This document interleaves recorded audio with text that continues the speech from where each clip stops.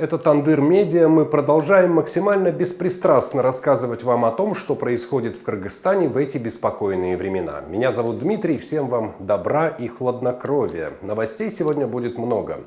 Камчыбек Ташиев утром выехал из Кыргызстана. Об этом сообщил его сторонник, директор аффилированного с Ташиевым телеканала «Регион» Откурбек Рахманов. Он же выложил небольшое видео, как Ташиев покидает страну. Рахманов отметил, что экс-глава ГКНБ покидает Кыргызстан временно.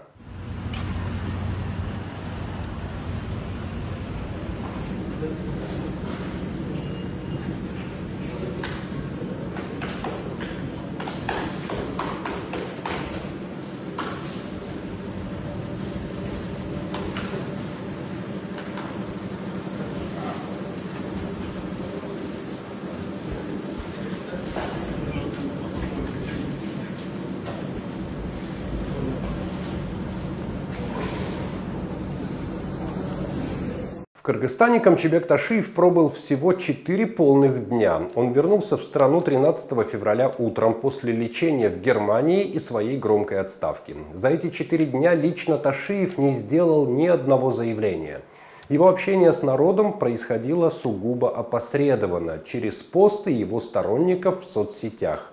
Сторонники писали, что он сделает обращение к народу. Потом писали, что даст большую пресс-конференцию и ответит на многочисленные вопросы журналистов.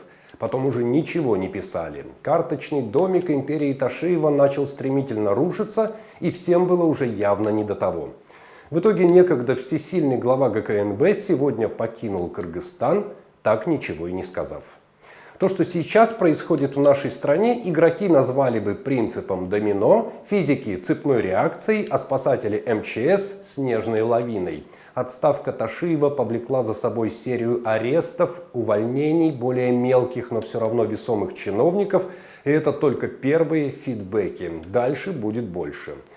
Для начала расскажу, как одна репрессивная машина с хрустом проехалась по другой репрессивной машине. Во-первых, по решению суда помещен в изолятор временного содержания ГУВД Бишкека бывший глава столичного управления ГКНБ Эльдар Джакыббеков. Ему предъявлено обвинение по статье «Коррупция». Срок ареста пока определен до 15 апреля, далее могут продлить. Эльдар Джакыббеков был вызван на допрос еще 10 февраля в день отставки Ташиева. Спустя 4 дня он был уволен, а на следующий день, 15 февраля, задержан. По статье «Коррупция» ему грозит не менее 10 лет лишения свободы, если вина его будет доказана судом.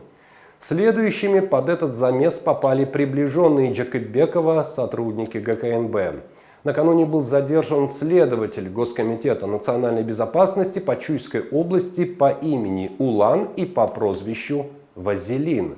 Операцию провели сотрудники ГУР МВД, они же рассказали подробности и раскрыли это странное прозвище.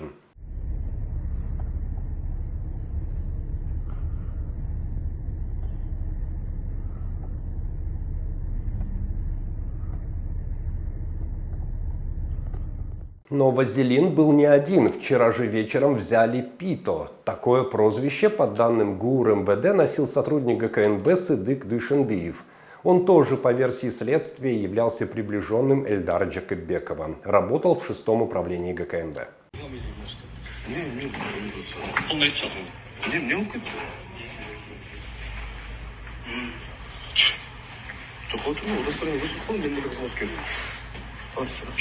Assalomu alaykum. Qanday xizmatlar? Dostoyevni bormi? Boshqa qayerda mashinamiz? Чуть-чуть. Ishda давай. Chapolov. Забирай.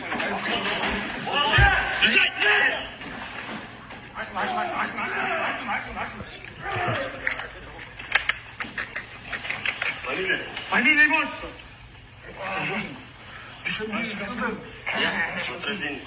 А далее совершенно не случайно в социальных сетях появляется видео с другими предположительными доверенными лицами уволенного и арестованного начальника Бишкекского управления ГКНБ.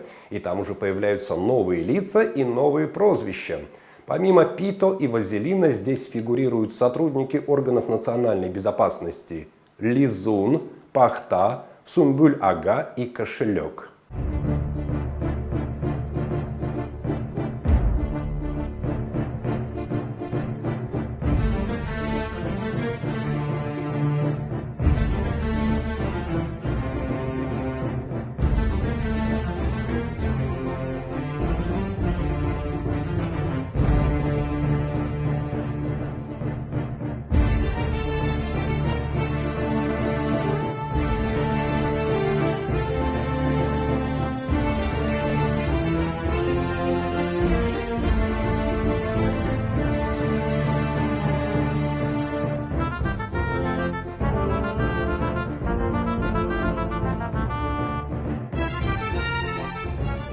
Вся эта компания называется «Эдунун Кырк Чоросу». В переводе на русский «40 витязей Эду». Эду – это, видимо, сам Эльдар Джекобеков. Насколько достоверна эта информация, судить не будем. Предоставим это дело самым справедливым органам правопорядка Кыргызстана и не менее справедливой судебной ветви власти. Появление в инфополе сотрудников ГКНБ с прозвищами Вазелин, Пито, Лизун, Пахта и других вызвало нешуточный переполох в соцсетях. Получается, что Вазелин, Сумбуль-ага, Лизун, Пахта и Пито отвечали за нашу безопасность. Милиция будет расследовать дела против чекистов с таким же правовым беспределом, как расследовали и сами чекисты. Радоваться тут вообще нечему. Никакого торжества законности и справедливости не произошло. Исходя из последних событий, когда выяснилось, что ГКНБ занял нишу ОПГ, всех, кто оказывал поддержку при строительстве зданий ГКНБ, привлечь за финансирование ОПГ. Ну и кликухи у ГКНБшников. А я все гадала, куда все кульбаевские делись. Ташиев конкурента убрал, получается. Ну еще по мелочам. Уволен начальник по кадрам ГУВД Чуйской области Руфат Абдуразаков. Он муж сестры Эльдара Джекобекова. Снят с должности начальник ОВД Балыкчи Чингис Токольдошев. Это близкий друг того же Джекобекова. Уволен еще один его друг, замначальника Первомайского РУВД Бишкека по оперативной работе Айзатбек Учбаев. Ну и раз пошла такая пьянка, экс-депутат парламента Исхак Масалиев, глядя на все эти аресты, предложил создать комиссию при президенте и проверить все резонансные уголовные дела, возбужденные ГКНБ за последние 5 лет. В настоящее время руководство ГКНБ полностью сменилось. Некоторые сотрудники также оказались под арестом. Как отметил заместитель председателя Кабмина господин Байсалов, участились нарушения закона, среди населения есть недовольство. Сейчас функции и статус ГКНБ будут изменены. За ним останутся только присущие ему функции. Это хороший шаг. Будет ли создан новый орган для ведения борьбы с коррупцией или эти функции будут переданы прокуратуре и милиции, решит президент. Необходимо заново проверить резонансные уголовные дела за последние 5 лет. Было бы хорошо, если бы президент своим распоряжением создал межведомственную комиссию и проверил многие дела. Результат может оказаться неожиданным, но этот шаг необходим для народа и для президента. Откликнулся на происходящее и другой ветеран кыргызской политики Феликс Кулов, который обычно транслирует в общество те идеи, которые не хочет своими устами транслировать власть.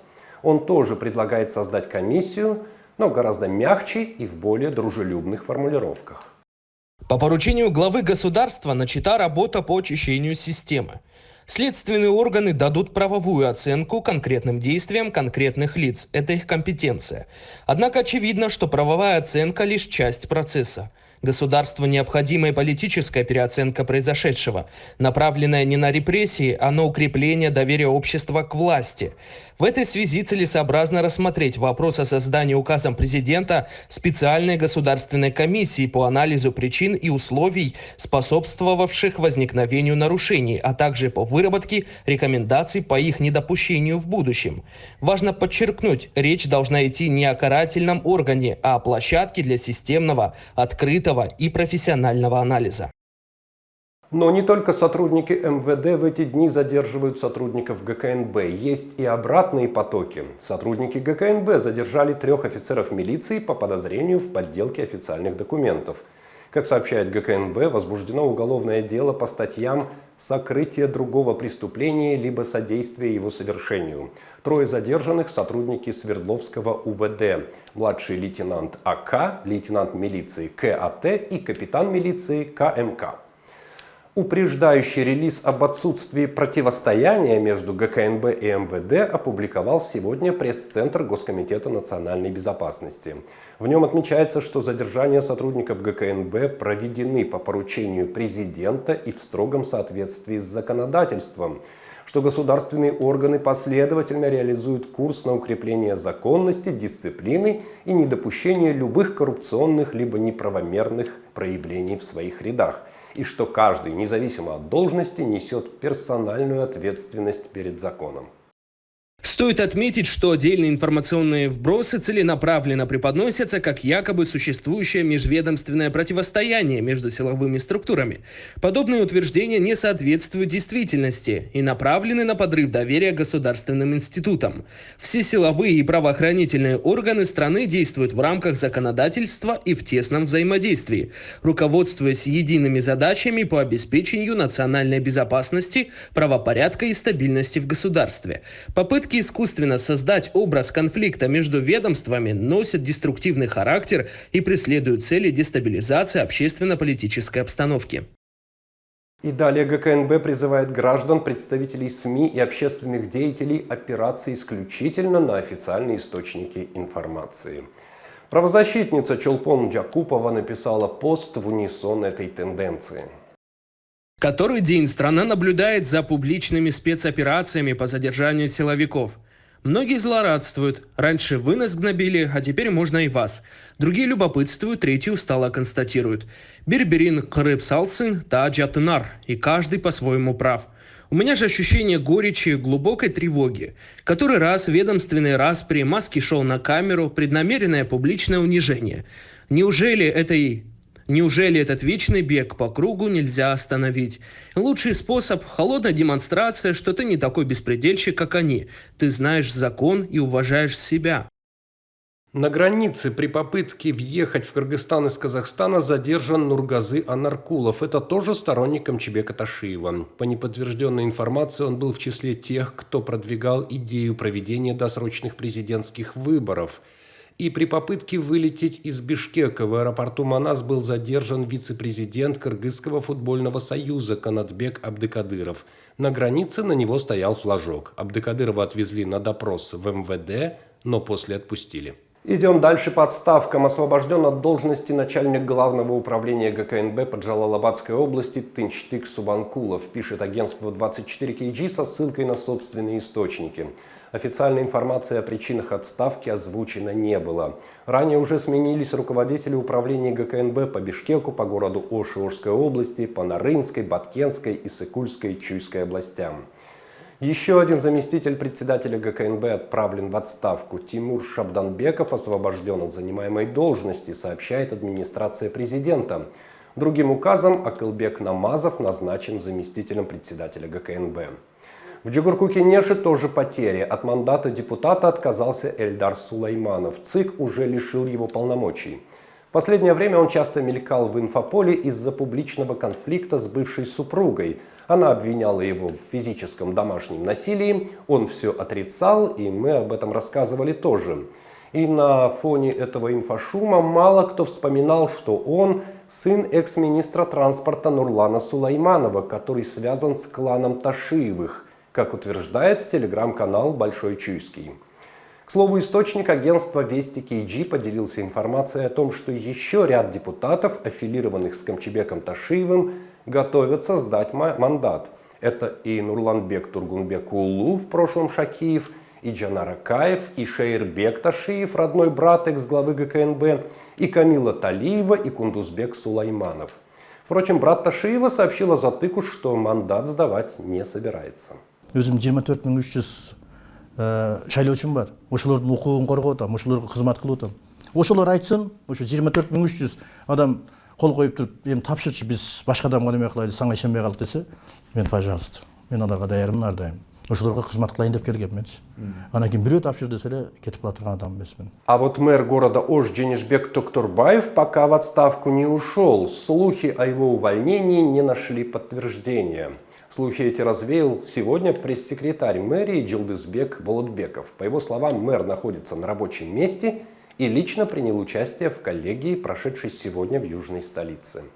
Ну и еще одна вполне логичная новость в контексте происходящего. Конституционный суд сегодня рассмотрел представление президента Садыра Джапарова по поводу законности или незаконности проведения досрочных выборов президента согласно действующей Конституции.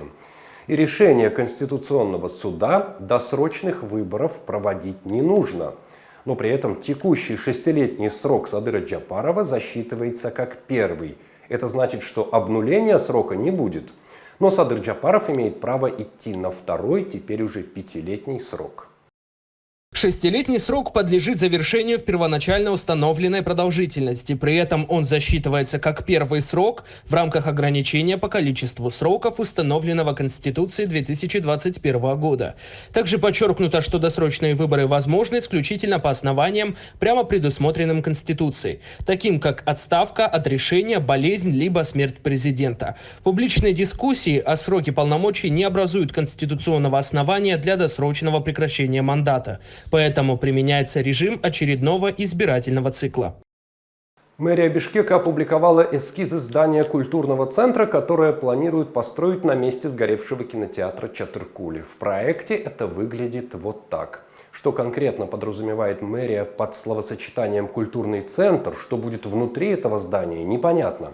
Показали только внешний вид. А как мы знаем по примеру тюлеевского проекта Old Бишкек, далеко не всегда проекты воплощаются в том виде, в котором они были представлены в виде эскизов. И интересное решение пешеходных переходов. Обратите внимание, один упирается в островок на проезжей части и дальше переходов больше нет, второй упирается в газон, третий ведет прямиком в перпендикулярную улицу. Такое решение пешеходных переходов для Бишкека, впрочем, не редкость. Ну и напоследок бантик. В городе Майлусу перенесли в другое место памятник Ленину. Раньше бюст стоял на постаменте у входа в медицинский колледж. В советское время в этом здании был горком партии. Памятник перенесли в сквер неподалеку. Причем постамент забетонировали прямо в грунт без фундамента и площадки. Судя по видео, при переносе бюст вождя пролетариата был поврежден. Впрочем, голову удалось вбетонировать обратно в постамент.